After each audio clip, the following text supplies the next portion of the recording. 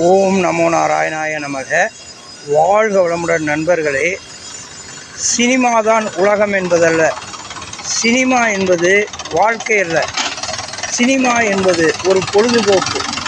அந்த பொழுதுபோக்கை அப்படியே விட்டுவிட வேண்டும், அதே போக்காக இருக்கக்கூடாது. சினிமாவின் மூலம், திரைப்படத்தின் மூலம் நல்ல கருத்துக்களை நாம் எடுத்துக்கொள்ள வேண்டும், நல்ல கருத்துக்களை நாம் பகிர்ந்து கொள்ள வேண்டும். அவ்வளவுதான்.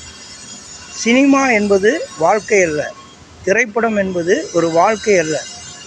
மக்களின் மனநிலையை, எண்ணங்களை திரையில் பிரதிபலிக்க செய்கிறார்கள் அந்த இயக்குனர்கள், அவ்வளவுதான்.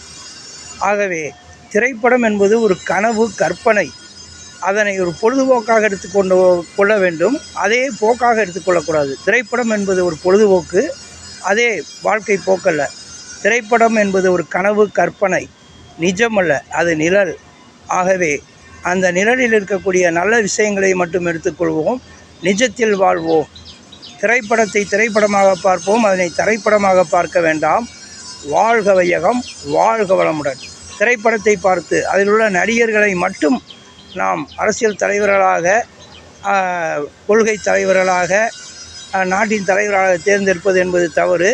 அவர்களும் அரசியலுக்கு வரலாம், ஆனால் அவர்கள் மட்டும் அரசியலில் தலைவர்களாக ஆக்கப்படுவது என்பது முழுவதும் ஏற்றுக்கொள்ளப்பட மாட்டாது.